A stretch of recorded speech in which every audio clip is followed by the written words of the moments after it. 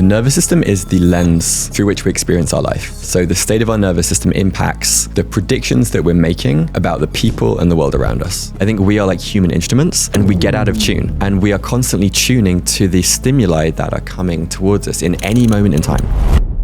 Jonny Miller is a TEDx speaker and founder of Nervous System Mastery. What is the middle, the homeostatic resting place of the nervous system? As you improve your vagal tone, your ability to stay grounded in stressful situations without collapsing in one way or the other, that increases. These beliefs or these identities that we grasp onto kind of get stripped away. And so it feels like a part of us is dying, because a part of us is dying. It's the part of us that isn't us. And then on the other side, we feel more ourselves, we feel more whole. Nervous system mastery is secure attachment with life, secure attachment with reality. The work is identifying all of the large and small ways in which we subtly don't trust in ourselves or trust in life, and then bring courageous curiosity towards those areas. So then what does it really feel like to have a safe body? And can one even describe that with words? Is it one of the things where you'd only know if you felt it? You say that the biological source code is in our body. What do you mean by that, biological source code? The nervous system is the lens through which we experience our life. So the state of our nervous system impacts the predictions that we're making about the people and the world around us. And to the degree that we are grounded in our bodies and feeling safe is the degree to which we can live intentionally and live in a less reactive state. And that source code can be the coolest part. It can be manipulated. It can be changed. How do you begin to, in your work, and maybe give people a super high level lens of who you are and what you do, at least this current version of Jonny? So I was a former startup founder. I ended up teaching entrepreneurship. I then went through a kind of deep grief journey, which we can talk about at some point. And that was really my awakening to kind of how numb I'd been from the neck down. And I realized that I'd always asked what it meant to live a good life, but it had always been from like my head. And I realized that there was this whole like wealth of interoceptive data and information that I'd just been avoiding. And so I went on this kind of multi-year journey through, meditation, breathwork, plant medicine, somatics, studying. It's as much like, it's kind of like the stage you're in right now, just like filtering up as much information as I could, as much experiential data as I could. And then I was like, this stuff feels just so life-changing for me and just important to share, that I was like, I want to try and find a way to teach this to kind of where I was at, 10 years ago. And that's where mastery, I think I heard this once, I think it was Jordan Peterson, it takes about 10,000 hours to get mastery over anything. But the nervous system, the neural tree, it might be a little more. Like 10,000 hours is kind of like scratching the surface of it. But to really have nervous system mastery and to be able to change that biological source code that you talk about, that's a life journey. That's not just one code after another. What do you think about that? So I like to frame mastery as reducing the half-life of reactivity. So if someone is kind of early on in this path, let's say they get triggered, they get angry, they might be in that state for like hours, days, or maybe even weeks, right? Maybe it doesn't end. And once you learn the skills for like regulating your nervous system, coming back into like a grounded presence and a sense of embodiment, you can shorten that from weeks to days to hours to like minutes or seconds. And I think that is like a very tangible, almost like proxy for what this mastery looks like. But I think about it as almost like going back to the video game analogy, it's like a skill tree. There's like different skills that we can cultivate. And the more that we cultivate those skills, the more mastery we have in different directions. And this gives us deeper relationships, connection to ourselves, self-love, and ability to show up for the hard conversations with a sense of, a sense of like grounded confidence. And then from that place comes curiosity. Curiosity, I believe, and especially playfulness, is spiritual warfare against dark emotions or epigenetic transfer of trauma. I think about your work as this like necessary thing for all human beings, Yet there are certain human beings that are drawn to nervous system work. Who are those human beings? It's not always capital T trauma. It could be the amalgamation of many lowercase t traumas that brings somebody to the place where they're like, I can't feel my body. Who are those people? Yeah, so I think what I see is generally it's people who have often had some degree of success in their lives, but who experience some form of crisis. And so I think about this like feather brick dump truck idea. Sometimes it takes like a tickling with a feather to realize that something is off. Or maybe it's a brick. The brick could be a breakup, could be you lose your job, could be a small health thing. And then sometimes, and unfortunately more often than not, it's like a dump truck. And the dump truck could be, Lyme disease, a health crisis, losing a job, losing a house, grief, losing a loved one. And I think it's in those moments that we get humbled.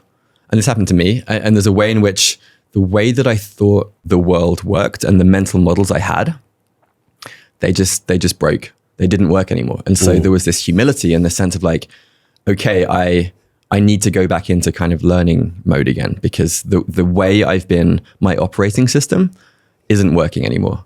And so I need to find something else. I love that you speak in the video game metaphor. That's so good. Because everybody at some point, I mean, I remember like Sega Genesis and Nintendo. I'm 45. How old are you? 37. Okay. So you remember video games back in the day. Yeah. We are potentially, if you look at quantum theory, there is a probability that we're in a simulation. There is a high probability of that. Now, whether that's true or not doesn't really matter, because here we are.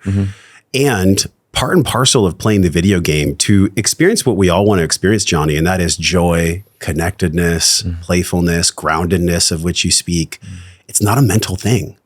I mean, yes, it is, because we can be top-down informed, but really this phrase trauma informed, I think gets a really convoluted rap in your world. What does it actually mean to be trauma informed? What is that? Trauma is somewhat of it's like a suitcase word. It's been used so much now that it's kind of lost, I would say, like a core meaning. For me, trauma-informed means there is an awareness of the nervous system window of tolerance. So there are certain practices, certain kind of ways of healing that don't honor the nervous system. And you can kind of blow someone outside of their window of tolerance into essentially like a disembodied, like checked out state. And they might have insights or kind of like a powerful experience, but I don't think it's actually rewiring on the level of the nervous system. So I think for me, at least, being trauma informed means that you are able to kind of be with someone, to co-regulate with them, and to bring someone to the edge of their window, because that's kind of where the growth happens, but not blast someone outside. So good. Yeah. And we see the plant medicine conversation exploding. Yeah. There's actually, I think, in a couple of months, a psychedelic conference coming up, and maybe we can go into that a little bit during the podcast. The blowing out, like you say, where you take somebody off a cliff. It's not like the practitioner has malevolent intent. Like they want to do good, but there's a certain way that a facilitator or somebody in nervous system mastery learns how to hold the space by first holding their own space. And this is the part about blowing people out that breath workers, plant medicine facilitators, or even people that are doing parts work may inadvertently damage or further perpetuate the trauma of their student, of their client. Can you talk about that a little bit? Yeah, I mean, definitely. I see that. I think breathwork in particular, because, there are trainings now where people can become a breathworker in like a weekend, which is kind of insane. And what I see is the best practitioners have a sense of, it's like attunement. It's a sense of like, you bring someone, like I said earlier, like to their edge, but not beyond. And if someone does go beyond, you know how to kind of bring them back in. And that is, I think it's a really delicate and like nuanced skill to have. How long do you feel that someone gets to train in order to actually be a great space holder and a facilitator for somebody else? Is there a window of training there? I mean, I think it's partly a function of doing the work for yourself. I think that's a big part of it. But anywhere from, minimum like 6 to 12 months and really years. I think it takes years of reps and experience to build up that pattern recognition? I can attest. I started doing breathwork trainings in 2016. And it wasn't until 2021 that I launched the Breathe program. It took me that long to feel like confident in my own self before I could really facilitate a room. Now, it doesn't have to take people 5 years, but I had a lot of wiring when I came in of hypervigilance. My mom was manic bipolar. She still struggles with that. My dad had his own demons. He left home early. And so I've always had in my life previously, it's getting a lot better as I go deeper into the work, but I had this slight tilt towards sympathetic. And it was like a hypervigilance where I was always looking, my reticular activating system was always perceiving threat. Can you go into how that transposed for you based on, you know, being in corporate, having a certain model from the mind that obviously didn't work anymore. And then the event with Sophie that really transformed your life. It deserves a lot of respect, a lot of reverence. Can you share that story? Because it's the conditioning of our neural tree, of our nervous system that you describe that allows us to either go deeper into self or to leave our body. And the choice is always there for us. Yeah, that's really well said. Yeah. So this was in 2017. I was engaged to this amazing woman called Sophie. She also had been diagnosed with bipolar. 90% of the time she was great, but she'd have these really intense anxiety episodes. And one time when I was traveling in Portugal, and she went back to work as a junior doctor for the first day after taking some time off. And she had an anxiety attack at work, and she came back home. It was an empty house, and she decided to overdose on her own SSRI medication. And I received a phone call from her sister's partner sometime later that day. And it just broke me. Like, it completely shattered my world. I'd never been through anything, I would say, hard or like any kind of like loss like that before. And I mean, I think what I realized quite early on is I'd met adults who had lost someone close to them, but they hadn't really grieved. And there was this sense of like deadness kind of behind the eyes. There wasn't a sense that they were, or like bitterness or pessimism. And I saw those people and I was like, I think I might become that if I don't learn, like how do I actually grieve? What does grief look like? And so I kind of made this like pact with myself, or this choice to use your word earlier, to like get curious about this. And for me, initially, that was through meditation, through Vipassana, through going back to the places that were meaningful to us and really learning how to feel, which actually was more about learning how to like get out of the way. It's like the waves of grief would come, and to the degree that I resisted the grief was the degree to which I was like suffering. And I have a theory that the 5 stages of grief that we talk about is actually more like 5 ways in which we resist the intensity and the tidal waves of grief. And there was one moment that like really stands out for me where I was on a beach near her. There was a memorial bench that we'd made, and as I was getting closer to this bench, this tidal wave of grief started like moving through me, and I kind of got down on my hands and knees and was just like lamenting and weeping at this bench. But as it was happening to me, I was like, there was a sense of like deep aliveness and like even joy and love in the grief. And had I not had the story of I've just lost the person closest to me in the world, I would have thought that I was like on MDMA or something. It was like incredibly, maybe even like a spiritual experience is another way to phrase it. And that just like, it just shifted my mental model of what I thought grief even was. Because I thought grief was this hard thing that you have to get through and overcome and get on the other side. But I was having this experience of like, oh, I just feel love. I just feel so much like raw connection and love. And I had this sense of like, I haven't really shared this on a podcast before, but she was like my first long-term relationship. And I felt like she taught me what it meant to love. And when we cast our ashes into the ocean, it was almost like now Now, how do I fall in love with the world that she is now a part of? And that was kind of this impulse that then, I followed, and I was having this really embodied experience. And I think that honestly was the catalyst for the journey that I went down in the years to come. Thank you for sharing that, man. Yeah. The ability to have the movement of grief, which is essentially not to in any way take away from your process, but Dr. Jill Taylor, she got into the work of neuroscience because her brother was schizophrenic, and she did a TED Talk, and she found through her work scientifically that we actually only feel an emotion for 90 seconds. Yet the intensity of that emotion to what you were talking about, when we resist it, the energy in motion, the emotion, when we resist the emotion, it just compounds. It's almost like later on, we'll talk about the credit score that you have in your nervous system. The more we resist the grief, the more we resist the shame, the more we resist anything. And honestly, people train themselves to resist joy as well. Totally. Out of worthiness. Yeah. Can you talk about what's going on? I mean, we all understand from Bessel van der Kolk that the body always keeps the score. We understand how things get stored. Well, maybe we'll go into that too. I'll make notes of all these things because this is such a deep subject. It's so fascinating, the way that our body actually works.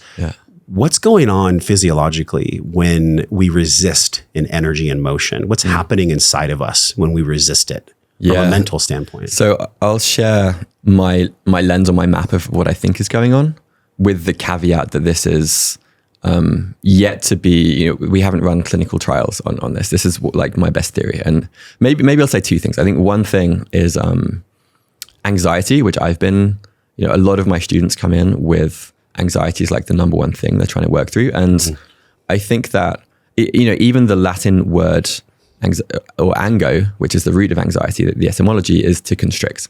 And I don't think of anxiety as it's not an emotion. It's more of like a defense strategy against feeling the underlying emotion. So like you said, people resist joy, grief, anger, and on the surface, they experience anxiety, which they want to try and fix or manage.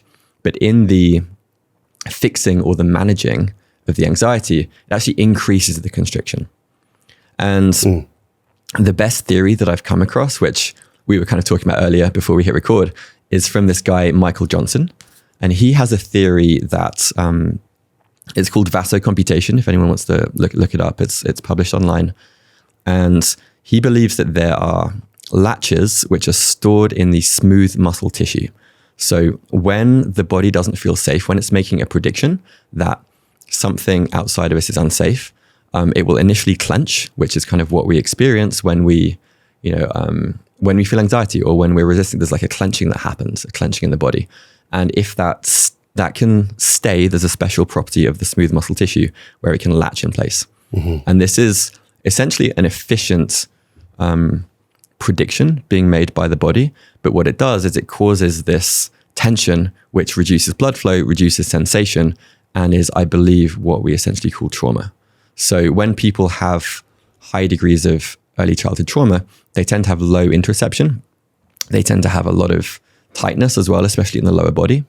And my sense is that these latches or the latch density that we have is essentially the biological mechanism for how the body keeps the score, as van der Kolk talks about. Wow, what an incredible lane of study. Yeah.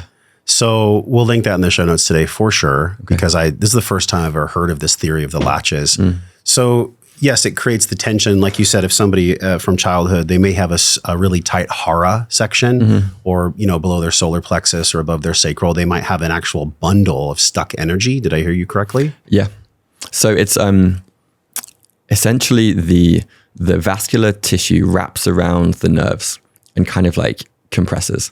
And Mike believes that this is maybe getting too technical, but there are millions and millions of vascular addressable units. And it's the way that the body is making predictions about the world. And so these latches can occur.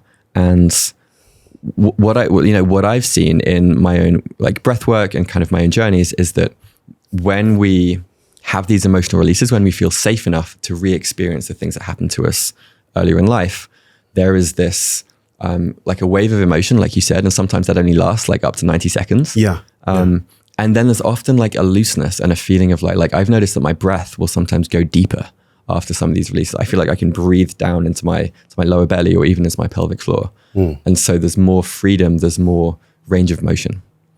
So then what does it really feel like to have a safe body? What is the sensory? Yeah. And can one even describe that with words? Is it one of the things where you'd only know if you felt it? Yeah, it's a great question. I had a lady, I remember doing a breathwork journey, and at the end of it, I was kind of really helping her breathe down into her lower belly. And afterwards she said, I feel safe in my body for the first time in my life. And I didn't even realize what that meant. And so to your point, I think people can notice the experience of hypervigilance that you spoke to earlier. Yeah. But it also gets normalized. It's like the water in which we're swimming in. And it's very different to feel safe in the body than to intellectually know I'm not going to get attacked or nothing's going to happen. It's very, very different. Yeah. And, the phrase that I've been working with recently that is actually another good description of what is nervous system mastery is secure attachment with life, secure attachment with reality. And it's this deep sense of like fundamental well-being and fundamental safety that like I trust in life and I trust in myself. And for me, the work is identifying all of the large and small ways in which we subtly don't trust in ourselves or trust in life, and then bring courageous curiosity towards those areas.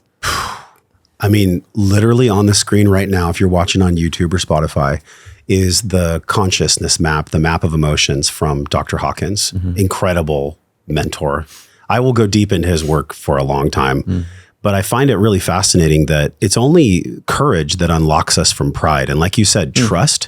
So if we're going to move from trauma to trust, which is a core pillar of emotional epigenetics, then we actually get to train ourselves to be courageous, even when the mind says that we shouldn't be. And this is the fascinating part that's psychosomatic and also spiritual. It's a biological conversation, but it's also, how does one even begin to trust life if they don't have a connection with that which created them? With their creator, with God. If you look at the blue zones in the world, it wasn't the food that keeps people living above 100. All 5 blue zones, they all had a through line of believing in a higher power. And that, in a beautiful way, coded their nervous system, as you describe it, their biological source code, so that they could actually trust, which then alleviated them of the radio flyer wagon with concrete of trauma. Do you find that this is the case yourself and with students and with the work you do, that there gets to be a through line that they can, yes, trust life, but what does that actually mean to trust life? Does that mean to trust their creator, to trust life itself? What do you make of that?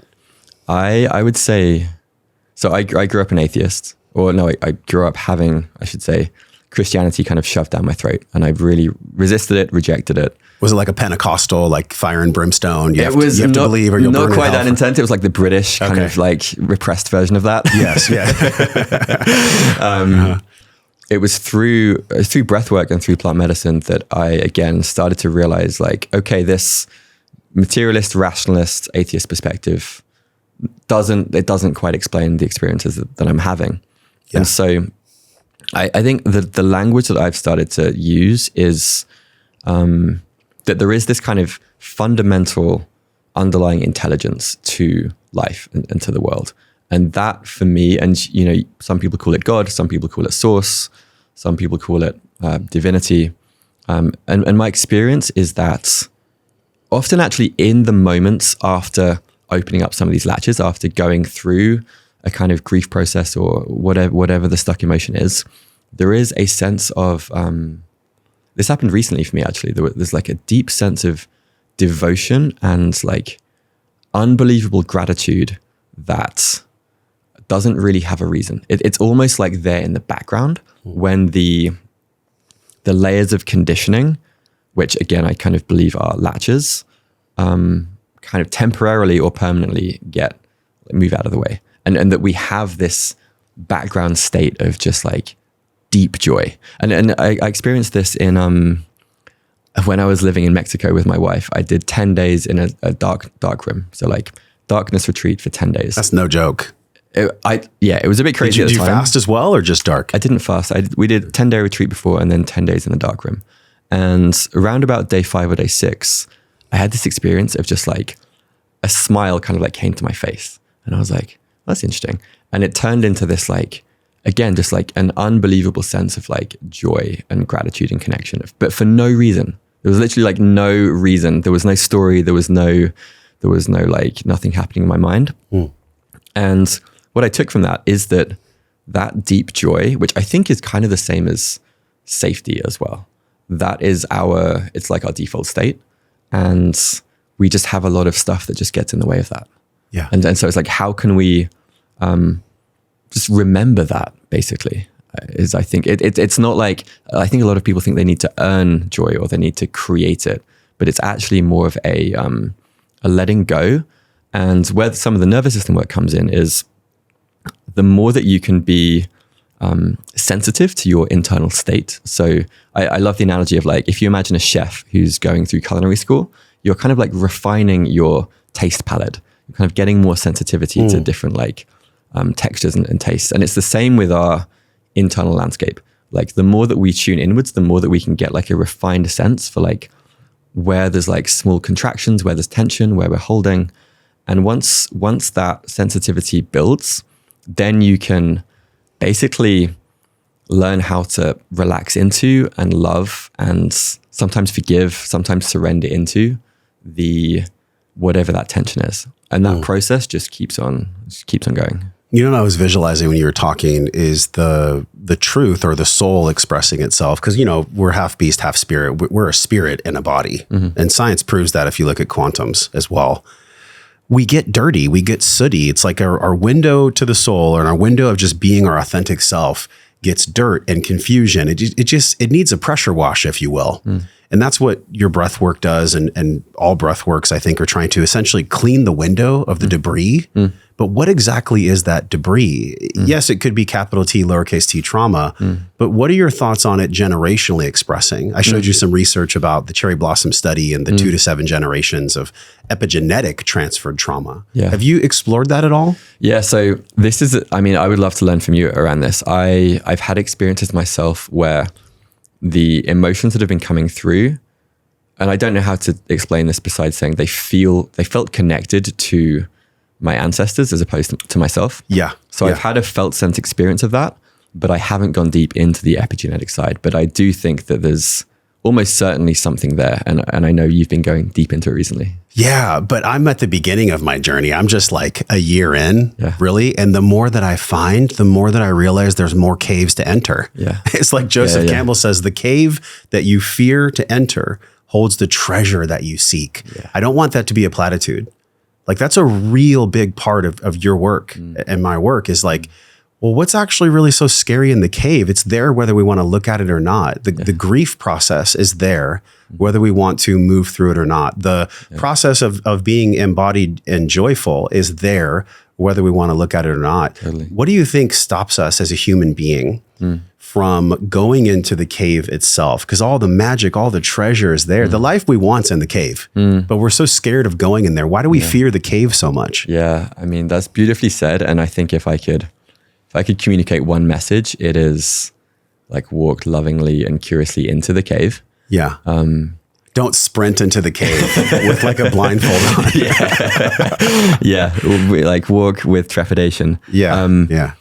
I would say a few things come to mind. One is actually lack of education and like lack of just nervous system literacy. And I think there is like, these things aren't talked about in schools when we're growing up. I only discovered it in my like late 20s. I wish someone had told me more about this kind of stuff when I was younger. Yeah. So I think just like education is one piece. But more than that, it's fear, but it's also that we have these identities that we cling to and these beliefs that are related to who we think we are. And actually what happens in these processes is that these beliefs or these identities that we grasp onto kind of get stripped away. And so it feels like a part of us is dying because a part of us is dying. It's the part of us that isn't us. And then on the other side, we feel more ourselves, we feel more whole, but the resistance is there because these protective mechanisms were put in place, likely for good reason when we were young. They served us to a point. They're not bad. They were useful protective parts that served their purpose. And at some point, they reduce our freedom and agency in life. And so I think for me, it's actually not about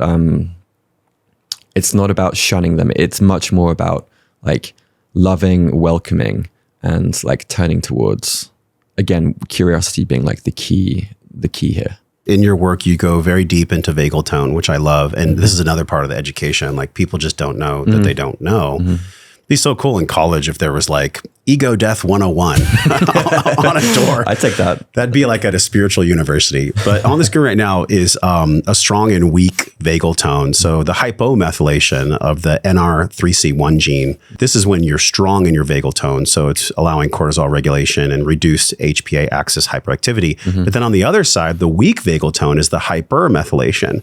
And that's NR3C1. And specifically this one, FKBP5, creating heightened emotional reactivity, anxiety, and trauma loop activation.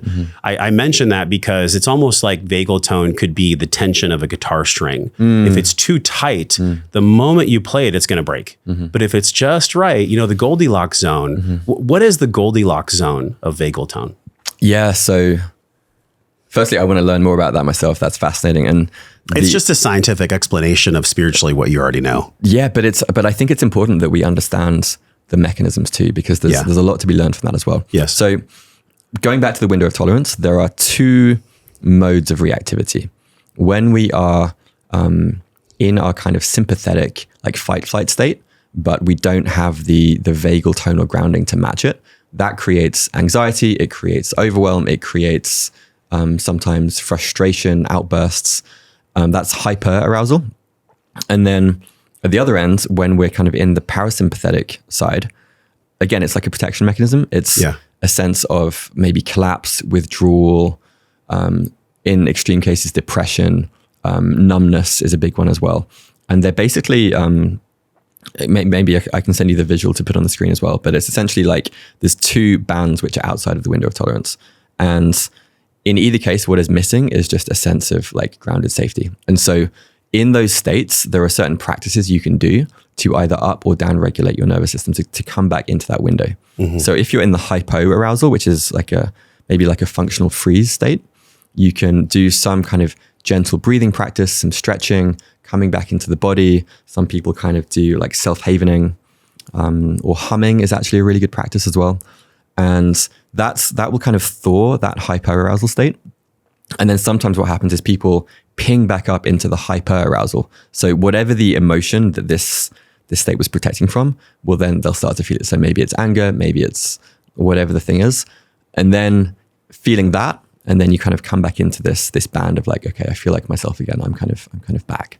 So it's actually quite there's almost like various protocols that you can do depending on what your kind of tendency for reactivity is, which is again why it's so important to learn this stuff. And over time, that window of tolerance can expand. So as you improve your vagal tone, your ability to stay grounded in stressful situations without collapsing in one way or the other, that increases. And that I think is, so I think of the three core skills of nervous system mastery as being interoception, which we just talked about, and then nervous system capacity, which is this increasing the size of your window of tolerance, increasing the vagal tone. Your HRV is highly correlated to vagal tone.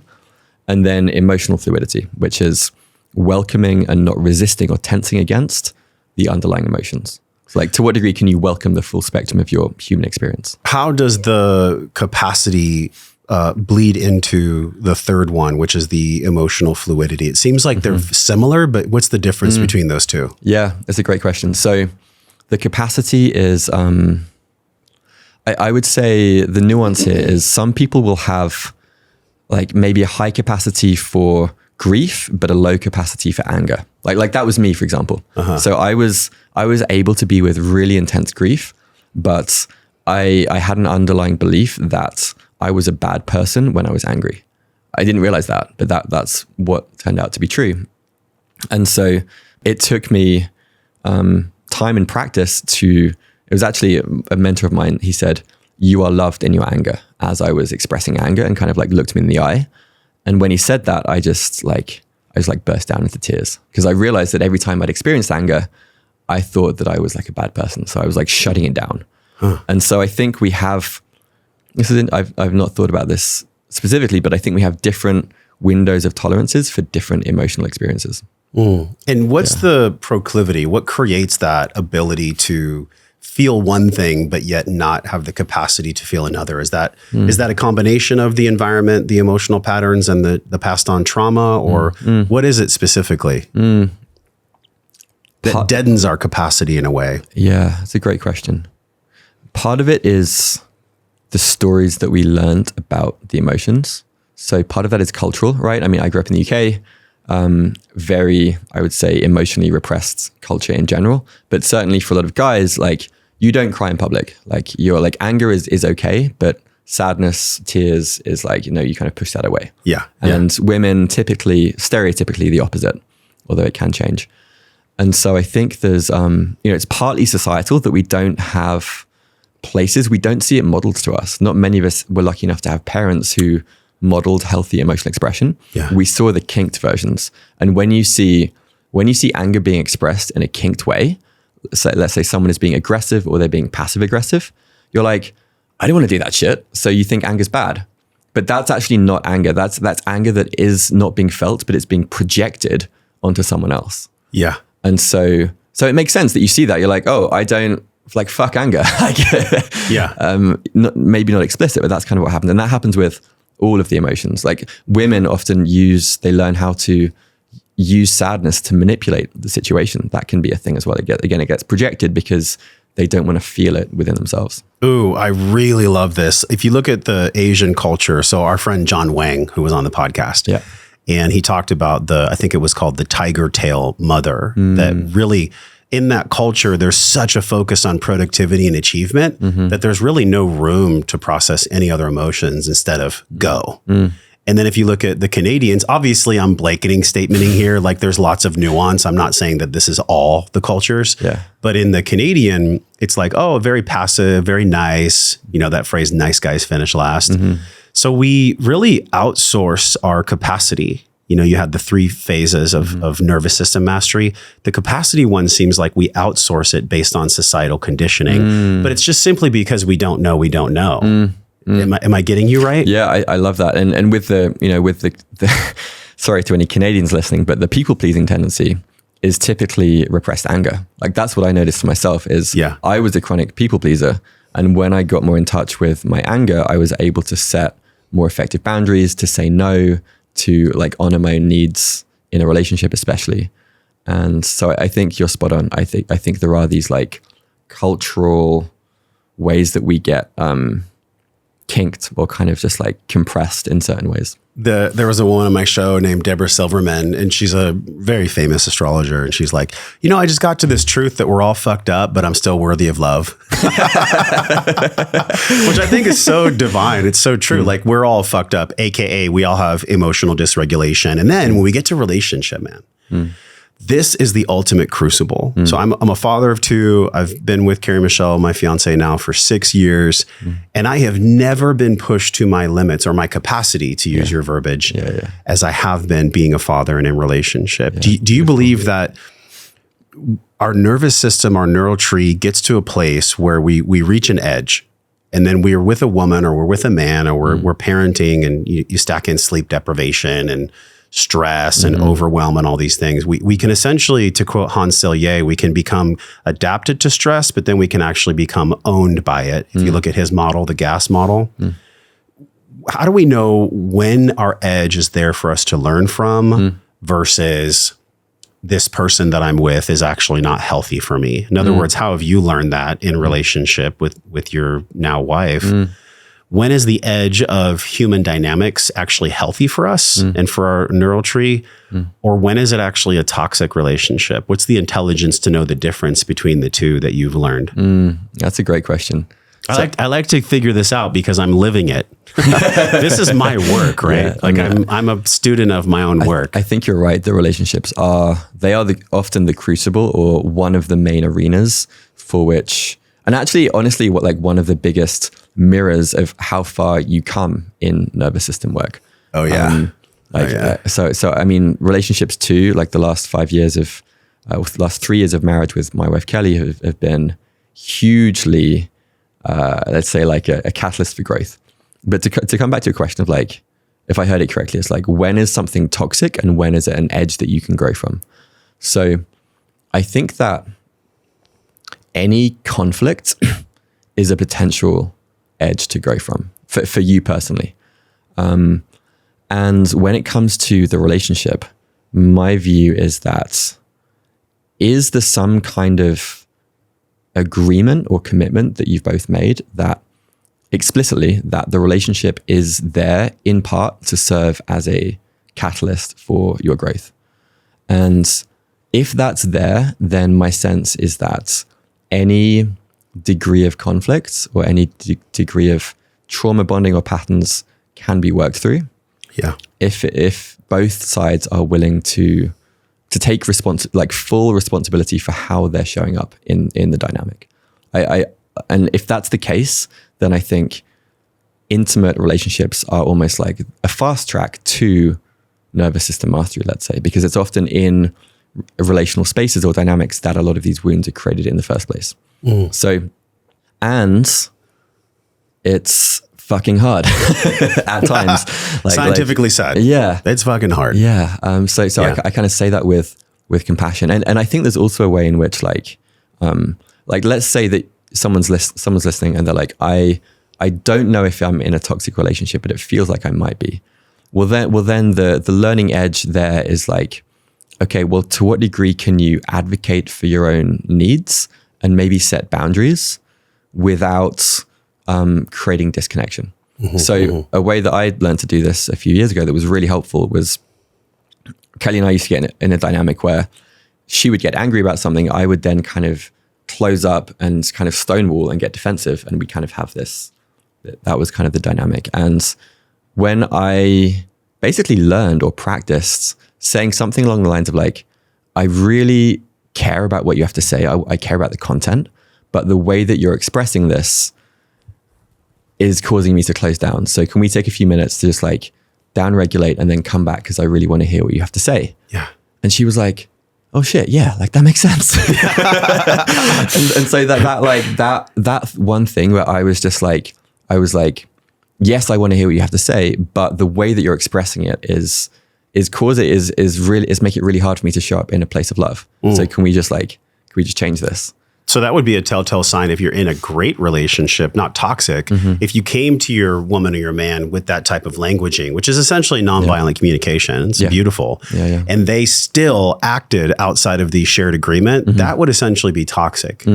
Yes or no? So if the agreements get broken, more than a handful of times, and there's not a significant, I would say, like this is maybe another good metric is like, to what degree is the rupture repair cycle like present? And if you're able, there's always going to be rupture. I think that's inevitable in any relationship. Yeah. If there's not, frankly, I'd be skeptical. Sure. It's like, how lovingly can you repair? And again, it's like reducing the half-life of reactivity. It's like how quickly can you go from being in that place of like conflict into, okay, like we're back in connection. And everyone will have their own threshold for kind of how long they're willing to stick it out, I think. And really only you can know if that relational connection is like serving you in the long run, or if it's ultimately like not helping. This is so good. I had Sylvie Quiscane on the show, and she's really good about relational agreements, and she does some nervous system work as well. I think really the greatest practitioners of relationship are deeply steeped in the nervous system. How could they not be? Yeah, right. Totally. And she was saying that, I asked her a question based on the new age kind of Instagram informed, where a woman is able to just be whatever she wants, however she wants, say whatever she wants, and the man's just supposed to hold the space. Yeah. I disagree with that. So does she, because the more intelligent model that you're bringing is where it's okay for your woman to be angry. It's actually okay. But it's like, I love you. Yes. And the way in which you're bringing your anger into the situation, I can't hear what you're really wanting because your anger is so viscerally absorbed by my neural tree. I just can't even hear the heart of what you're saying. Did I hear you correctly? Yeah, that's beautifully put. And related to that, I think this is another good litmus test. Is like, to what degree are you both making generous assumptions about the other? So what you just shared was like, you made a generous assumption of like, actually there's probably some real deep wisdom in your anger. Yes. It's likely an underlying need that I want this relationship to try and meet. But the way that it's coming out is, again, like slightly kinked. Yeah. So like how do we address the need, which it sounds like is coming up here? Yeah. The world does not need any more hyper aggressive, super dogmatic masculine women, just like the world doesn't need lazy, spineless, dysregulated men that just go into avoidance that when there's any conflict. It's meeting in the middle, essentially. But in order for us to have middle, we have to have an awareness of what homeostasis or middle actually is. What is the middle, the homeostatic resting place of the nervous system? What do you think that really is? I think it goes back to what we were talking about earlier with this like background sense of underlying joy and safety. And I think it's important to mention that no one can create that feeling for you. Like that is very much like an internal piece. And I think often another kind of unhealthy dynamic is like when one partner tries to help the other person feel better or feel differently. But if you're trying to change your partner, it's essentially a sign that there is something within you that you're not willing to feel. Oh, that's so good. I'm not a fan of everything Ram Dass, just like I'm not a fan of everything Osho, but there's wisdom in all their teachings. And I remember one thing Ram Dass said, he's like, just treat people like they're trees. Just let them be. Because the moment that you try to change someone, or even if I'm holding in my system that I want Jonny to be different, or I want my children to be different, they can feel it. People can feel when you're around them that you want them to be something other than they are. 100%. But there's a paradox there that I want to ask you about, because in relationship, who you are at year one versus who you are from a somatic intelligence, from a psychological model, from a beingness is totally different at year 5. Totally. So the paradox that I'd love clarity on is, when you're in relationship and you have an agreement that this is for growth and for learning about love, and that there's an order and there's a flow to the relationship, have you found that, I've experienced this on social media for sure, that when one partner is moving towards growth and the other partner, it maybe is not in a certain way, the partner might say, well, you're just not accepting me for who I am, as a way for their ego to almost essentially hide from the growth itself. There's this paradox of like accepting someone for who they are, having a shared value system and an agreement of where the relationship is going, and then also holding them to that standard. How do you hold those two worlds in your marriage? You're asking the tough questions, man. This is great. Well, because I live it with my fiance. Yeah. So what comes to mind for me is there's a great distinction that I think is really underappreciated, and it's this idea of self-unfoldment versus self-development. And I think we are in a world which somewhat worships self-development. And there are aspects of life where self-development is helpful, particularly in, let's say, skill acquisition. If you want to become a better coder, self-development, great. Yeah. But when you're approaching inner work through that lens, it often has this premise of part of me is broken and I need to fix it. So I need to get better to the place where I am worthy of love, belonging, dignity, etc. And self-development, on the other hand, starts with the premise of I'm already whole and worthy of love. And if I bring loving presence to any situation, in the same way that a tree or a sapling of an oak tree is not going on some Tony Robbins self-development program, but it's still growing. It still becomes this like magnificent oak tree. Yeah. I think there is a universal intelligence and drive inside all of us that we cannot help but grow when we are given the proper conditions, which are loving presence and safety.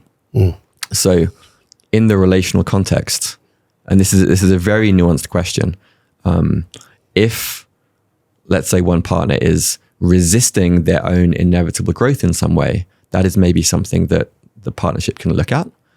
But And people won't necessarily grow in the same way bamboo might not grow for like a tool for 3 years and then shoot up. Yes. It's the same with humans. The Chinese bamboo tree. Yeah. So I think it's the same with, I don't think you can force it. People have different trajectories, and often it's precipitated by something really fucking hard. And so, I don't think that you can control, or the attempt to control or manage even your own personal growth, let alone someone else's, is, I think, ultimately misguided. Yeah, well said. And there's also a paradox within a paradox. If I'm so focused on making my woman act different, then what am I hiding from in my own development? Yeah, exactly. If there's such a focus on my person. Yeah. And so y'all get off Instagram and go to Nervous System Mastery. It's on the screen right now, joshtrent.com/NSM. Thank you so much for what you do in the world, because we're really getting to the part of the conversation that's my ultimate favorite. And that is, how do we take the science of the nervous system and how do we make it spiritual and whole within ourselves? And one thing that you talk about, which I love, is the insular cortex. I did not know this. I thought it was actually just the prefrontal cortex where it loses blood and that takes away our logical functioning brain. But can you go into this? Because for all the people out there that struggle with being super A-type and driven and understanding all the mechanisms of cognitive science, but yet your life still sucks and you're on your 5th marriage or whatever. It's not to shame anyone. It's just like, let's understand the science from your perspective. And then I'd love to bring in my own life learning to this. So the sympathetic activation on the inhale is really interesting. This is why nasal breathing in your work and really in all breath work is so powerful and so important. If you look at James Nestor's work with Breathe, when we pull in through the nose versus when we pull in through the mouth, what's going on in the brain in that insular cortex? This is fascinating. Yeah. So a lot of people, and maybe you can just check yourself while you're listening to this, a lot of people, their default breath is through the mouth and kind of into the upper chest, which is essentially telling the nervous system via the insular cortex, which is like spying on the way we're breathing, to make changes to the nervous system. So activates the sympathetic, which then kind of domino effects down into the endocrine system. There are changes in blood chemistry, releases adrenaline, things like that. And then those changes in blood chemistry make their way up to cross the blood-brain barrier, and it changes the thoughts and feelings that you have. So maybe you're like 10% more hypervigilant. And then that then reinforces or exacerbates the breathing pattern that you have. So that's how we enter these like vicious cycles where someone, in some cases, can end up with like a panic attack. And I think it's really helpful to distinguish between top-down versus bottom-up interventions. So let's say in that scenario, that's happening. Someone thinks, okay, I'm noticing that I'm getting more stressed. I'm going to give myself a positive affirmation, or I'm going to do some CBT on myself or something. And maybe that helps a little bit, but I think that there is a far more effective intervention, which is using a bottom-up practice, like breathing is a great example, where you employ it and you're literally, the reverse is happening. So let's say instead you consciously breathe down into your lower diaphragm. You can put kind of your hands on either side, breathing in through the nose, and then just like a relaxed sigh on the exhale. You do that a few times, and the opposite happens. So the insular cortex, again, reads that that's what's going on. It will then send different signals activating the parasympathetic nervous system, which then sends signals to the endocrine system, different set of blood chemical changes, crosses the blood-brain barrier. And then we notice that we start to have calmer thoughts and we feel more relaxed and at ease. And it's because we have these like levers in our physiology that can up or down regulate our state. And so when I teach nervous system mastery, this is a really kind of like quick win, like foundational practice that you can employ. And there's a number of different bottom-up practices. Humming is another really great one, or forward fold stretches, things like that. There's a whole bunch of them. And you can very quickly go from being in a hijacked state to like, okay, I'm feeling a little bit more grounded. And from that place, curiosity, things like that is then accessible. It's so good. I did an activation last week at the biohacking conference, and there's like 50 men in the room. And intuitively, I had facilitated a lot of breathwork sessions, but I felt in the room, I was like, okay, everyone breathe out and relax your jaw. Yeah. Breathe out and relax your jaw. Yeah. And I find that there can be this focus so much on nasal breathing in breath work that people can actually clench their teeth and focus, right? Just breathing through their nose. Yeah. Have you found this? What are some other cues that you might walk somebody through when they're breathing, right? Like for me, it's inhale through your nose, belly rises, exhale, belly falls. That's just a simple cue, not too much words.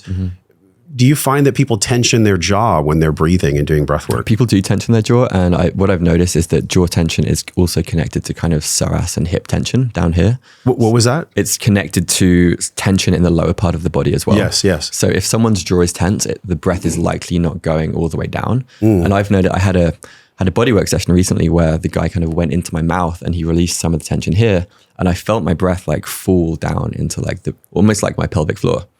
It's really interesting how there are these kind of like kinetic chains, I guess, in the body. And the other piece that I think is interesting is that we have 4 times more efferent neurons going up the body from the body to the brain than afferent, which is from the brain to the body. And so in terms of like, if your objective is to change your state, changing your physiology is, I believe, always going to be more effective than trying to change your thoughts. And then there's a third component as well. So there's like top down, bottom up, and then there's outside in, which I think is somewhat underrated, which is basically this idea that we are designing our environments and then they are designing us in return. So we're co-regulating right now. There is a way in which the nervous systems around you are tuning with your own nervous system. I think I love you mentioned the vagal tone is like a guitar string. I think we are like human instruments and we get out of tune and we are constantly tuning to the stimuli that are coming towards us in any moment in time. So to the degree that you can, simply changing your environment to maybe a slightly darker, quieter, more relaxing, soft space is also going to help to that. Like even this podcast studio, I'm like, there's like beautiful soft curtains, there's like dark colors.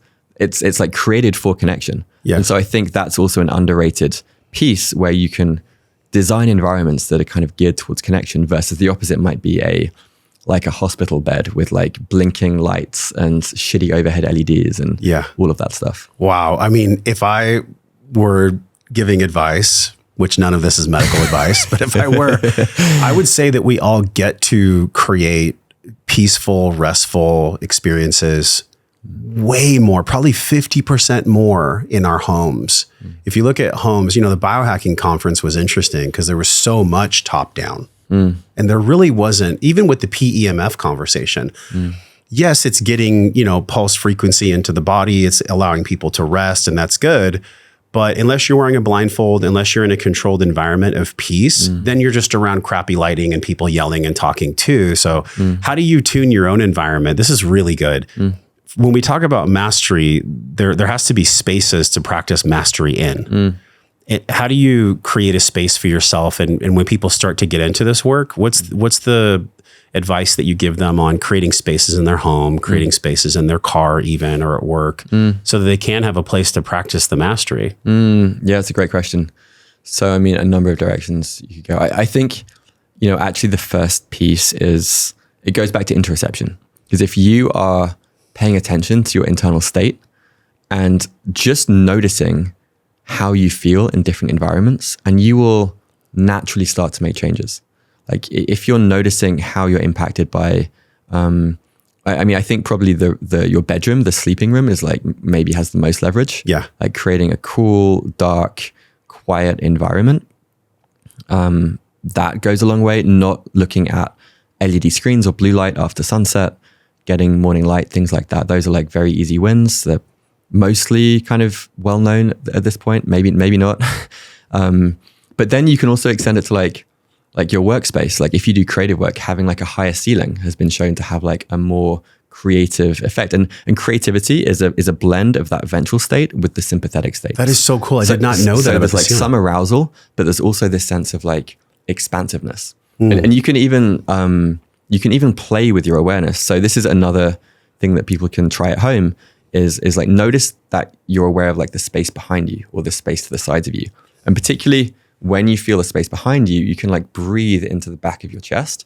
And usually we breathe into like the front, but when you breathe into the back, there's almost like a sense of ease. The shoulders might drop a little bit. And you can also like bring your awareness below you, feel your feet on the floor, above you. And there's almost this like, you feel a sense of spaciousness.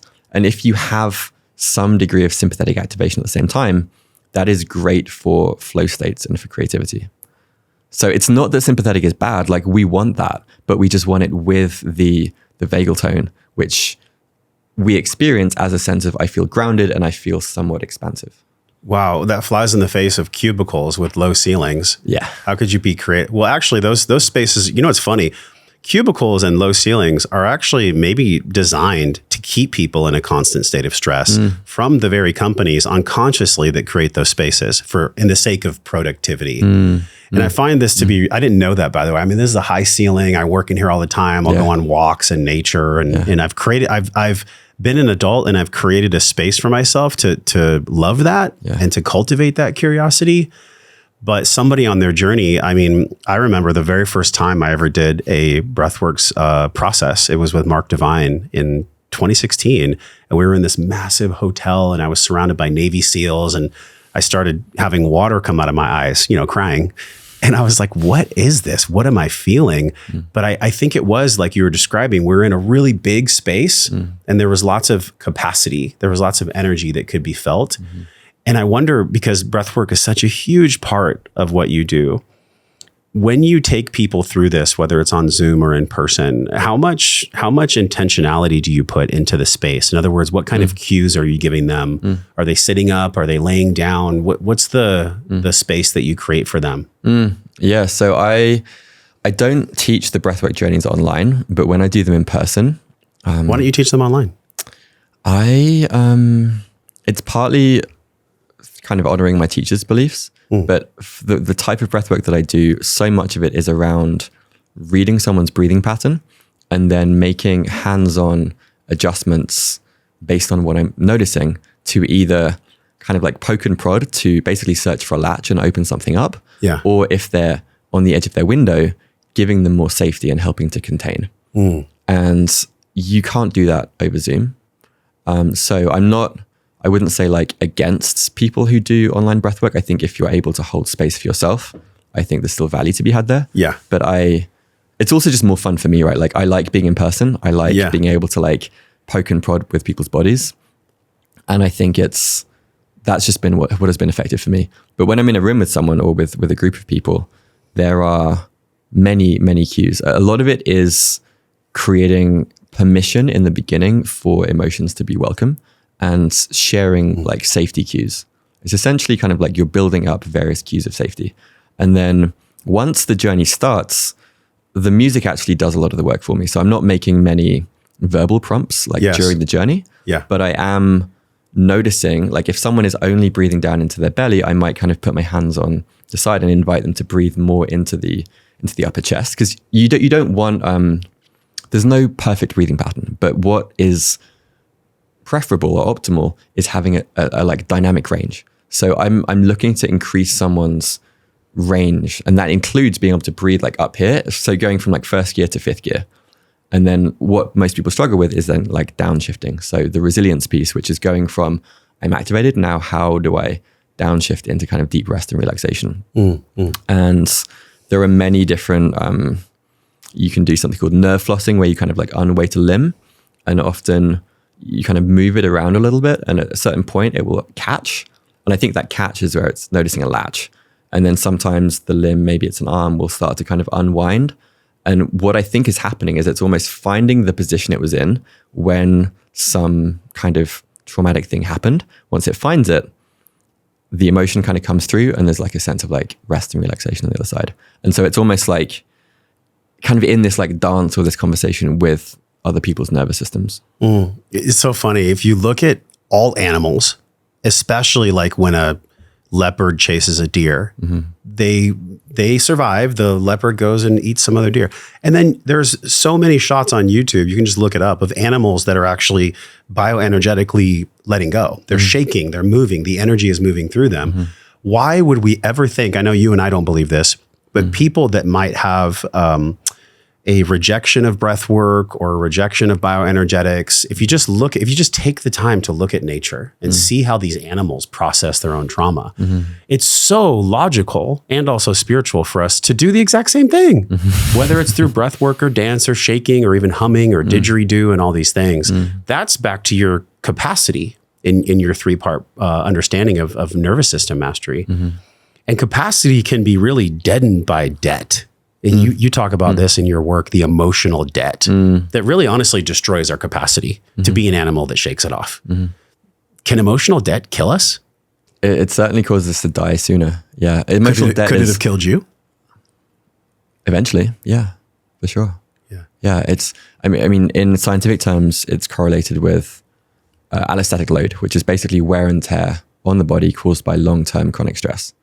And that the reason that the body builds up emotional debt is we have this remarkable ability to buffer our emotional responses. So there are going to be times in life where actually it might not be safe or it might not be appropriate to express an emotion. Like anger is a good example. Yeah. But if you don't then revisit that situation, ideally kind of like relatively soon after, in the hours or days afterwards, that's when I believe the latch gets created. And once we have this accumulation of latches, the body is using up metabolically a lot of energy to keep those latched in place. So it's inefficient for the body to have all of these protective mechanisms in place. And that's where, people eventually, if you keep going down the route, you keep building up debt, burnout will hit to some degree or other. Because you will be, if you think back to kind of your history, like if you'd stayed in that hypervigilant state and it had just got worse and worse, probably would have ended in some kind of health crisis or burnout or both. It did. I mean, chronic sinusitis for multiple decades. And if you look at Chinese medicine, the sinuses and the lungs are grief. So it's my ability to process grief. It's interesting.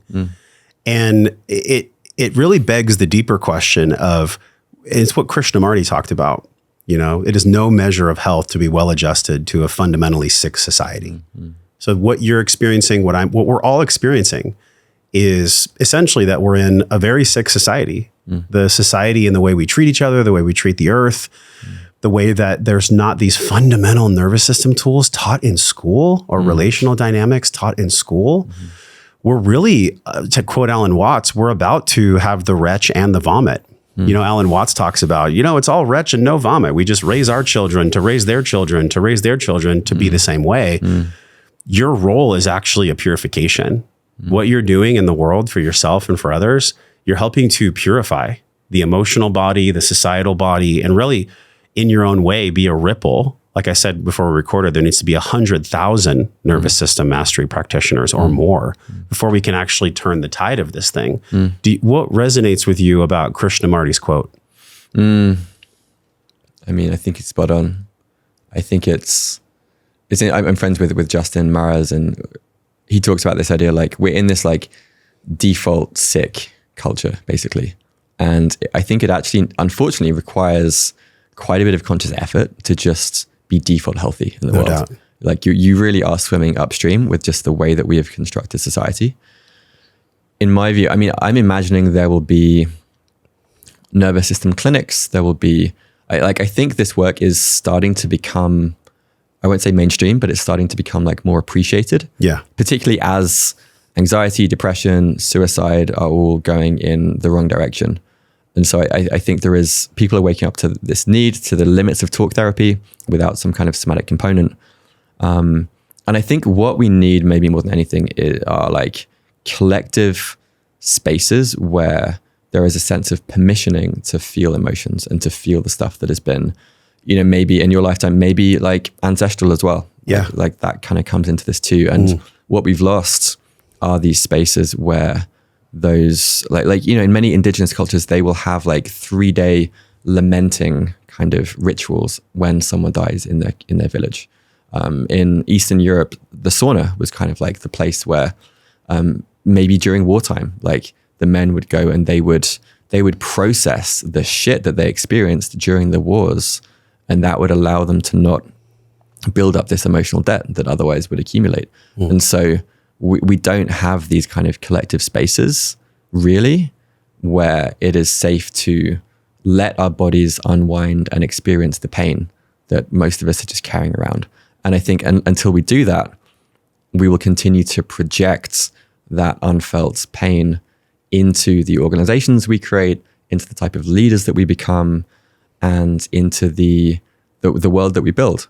And so it really is, as far as I can see, kind of addressing your own nervous system dysregulation is like the highest leverage thing you can do to support the world. And if more people do that, the type of culture and world that we create from that more regulated, grounded, connected, safe place will reflect our internal state. It's the world we all know is possible. That's what's driving you to do your work. That's what inspires me is ever since I was a little boy, I'm like, you guys know it doesn't have to be like this, right? Yeah. I had that feeling. But there's confusion, right? Because it's like I had the same thing. It's like, this feels off. Something's off. But you don't have the language for it or the skills at the time. The phrase that comes to mind for me is interstitial tension. We have this interstitial tension of what we know is possible. All of our hearts, and Charles Eisenstein talks about this, and so does Zach Bush, and many people on, I guess you could say, the leading edge of how we interface with each other in the world. But the part that's so fascinating is like, if we all know this, then can we just get on with it? It's almost like I have this impatience. Do you ever feel this in yourself? The impatience of knowing the potential of how we can all treat each other, of how we can all be. It's like I see the horizon of what is possible, and I want to scream it from the mountain and be like, can everybody hurry up? Can we just get there? Because when we get there, there's no there. But there, I believe, is a place where there's conscious capitalism. There's these spaces like you talk about where we can be together again and process and not have so much emotional debt. Because I wonder how you feel. The debt, I think it's like hundreds of trillions of dollars in America are our gross debt as a country. Same, I'm sure in the UK, there's lots of debt there. The financial debt that we all feel, people's spending habits and their relationship with money. That's why I put in the wellness pentagon, which is essentially our capacitor financial intelligence, because the way that I treat my finances or my physical body or my emotional health or my mental or my spiritual, it's actually all one and the same. Do you find this to be the case that the more you tune into your body and the more that you become a really consummate professional in nervous system mastery, and even for your students, do you find that your ability to have a genuine relationship with money and with the other parts of yourself also increase? There's just a more ease there the more you do work on your body. Yeah, I mean, I have noticed that for myself. Money it's a beautiful mirror. And I think the story that we project onto money is very reflective of where we're at in our own kind of stage. So let's say for a lot of people, they don't want money. What they want is an experience of, I want to feel safe. Often it's safety, or maybe I want to feel powerful, which is I want to feel like I matter. I want to feel seen. But generally, so if you're able to kind of like, again, get curious and turn towards like, what is my money story? What, like if I had $10 million in the bank tomorrow, what do I think I would feel?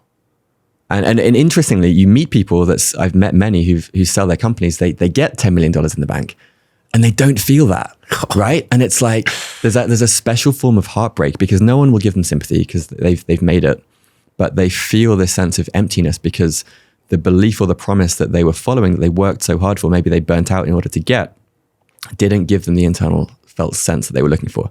And so that then becomes a catalyst or an existential crisis to then often go to do some of the inner work. So I think it's a beautiful reflection of an unmet need that you might be carrying.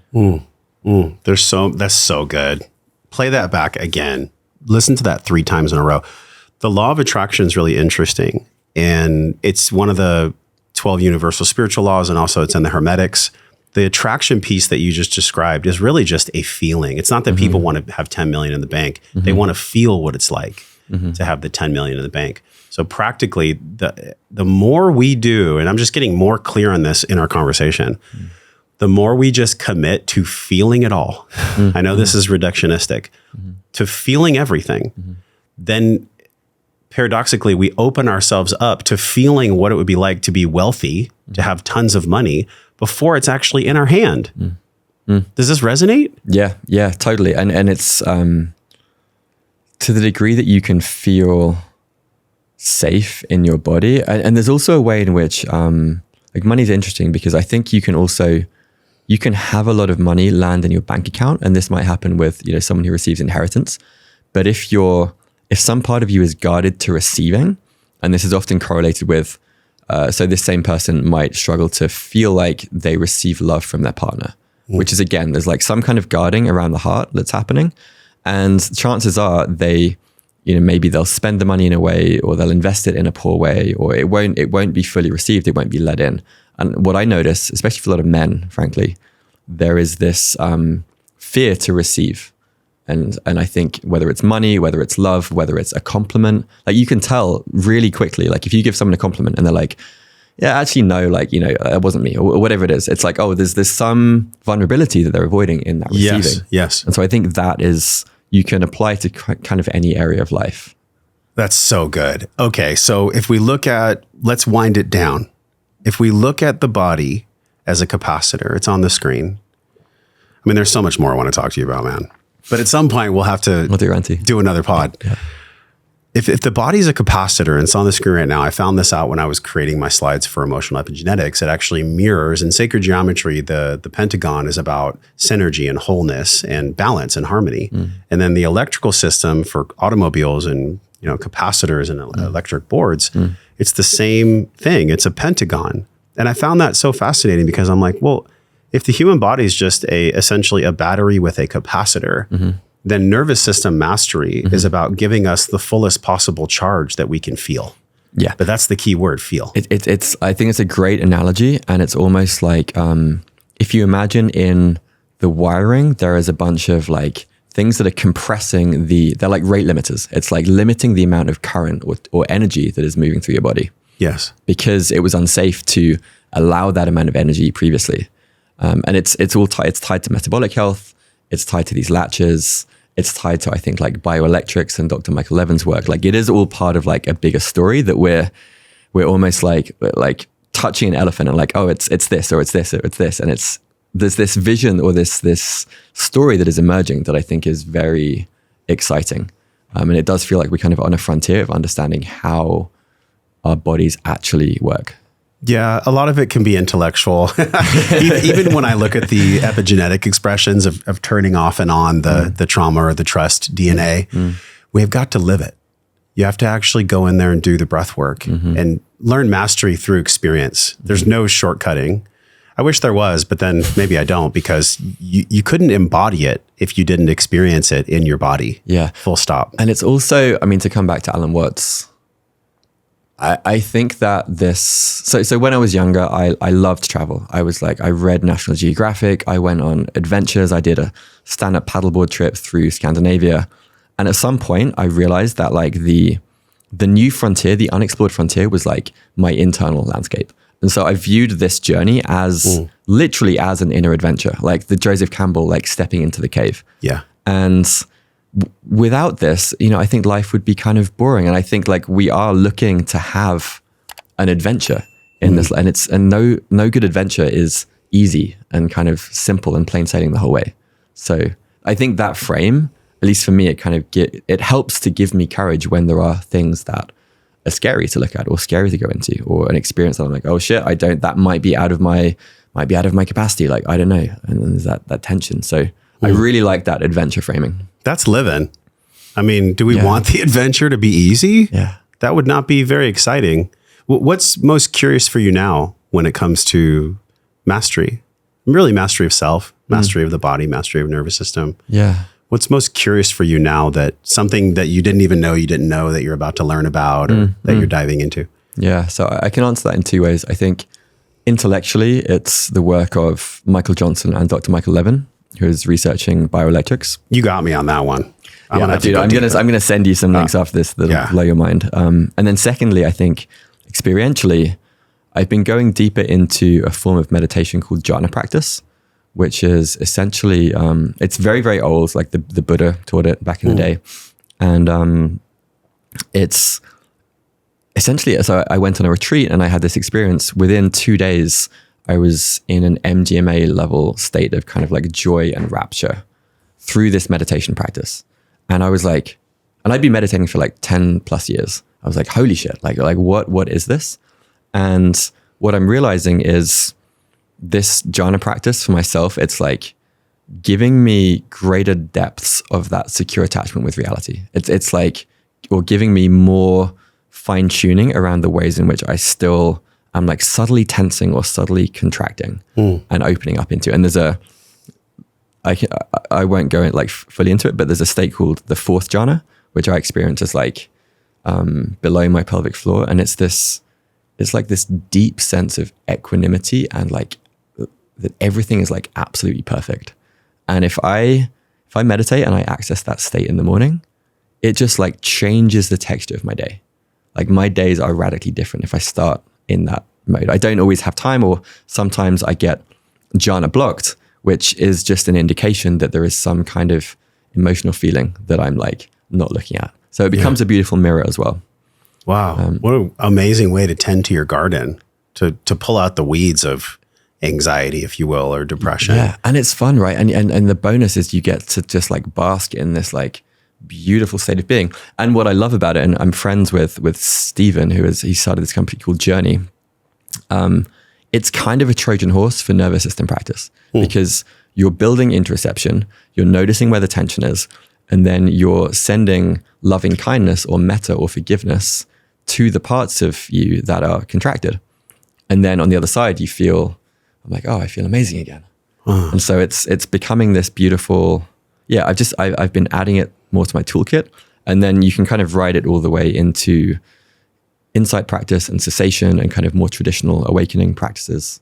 So that's like the thing I've been nerding out on recently. Well, it sounds like fucking magic. It sounds pretty like amazing. Magic spells. Yeah. Well, so in that vein of magic, to close us out, what do you believe is the magic that you're bringing to the world? If you had a magic wand and you were able to cast a spell, which essentially you're doing through your work and your words, right? You're everything is spells. If you look at NLP, we're either attuning ourselves to be in trust, or we're attuning ourselves to be in dominance and control and trauma.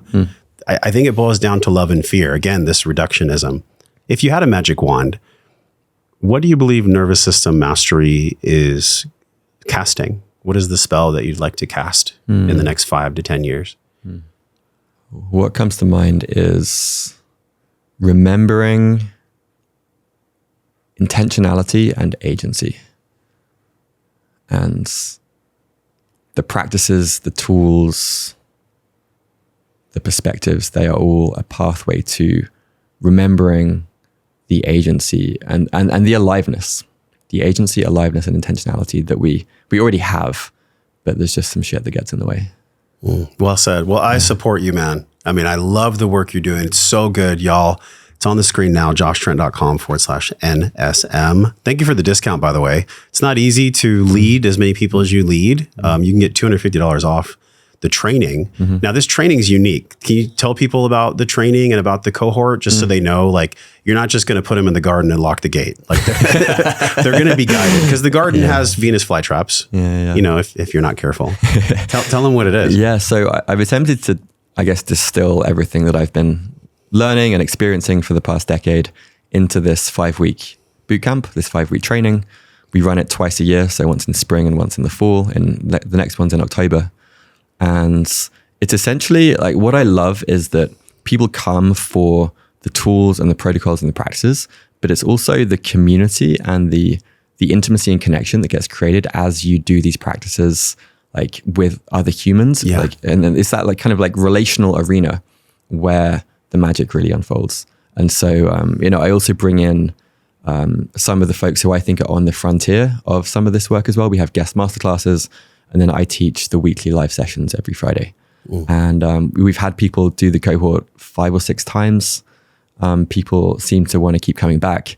And I just get like, it's so gratifying to see people apply their own creativity to the ways that these skills are kind of practiced. So we do an edge challenge in week 4, and you know, sometimes they'll initiate a conversation with their dad and they haven't spoken to you for 10 years, or they will hit publish on a blog post they've been. So it's really this kind of like arena for courage, and the tools and practices support with that. Thanks for the work you do in the world, man. Yeah, what a joy. I'm so glad I met you in Costa Rica. Freaking awesome. I've really enjoyed this conversation. Yeah. Same. I feel it like sense of kindredship on this path. Me too. Yeah. And I feel like this is just the beginning, because this work is deep, y'all. Share this podcast. This is worthy of sharing. Share this podcast with somebody who you can feel is dysregulated. And also, I think we all are at times. With some degree, yeah. So the work is very deep, but you don't have to do it alone. And from my heart to yours, thank you for being here. Thank you for spending your time in this conversation of mastery, because what else are we doing here? What else are we doing here if it's not for this? So share this podcast and make sure you check out the link that's on the screen. In my life, breathwork and understanding my emotions has been the biggest game changer above all things. No podcast, no PDF, no intellectual training has ever matched nervous system training and breath work like you do. So we're wishing you love, wellness, but most importantly, peace and power. You cannot have power unless it comes from peace. We'll talk with you soon.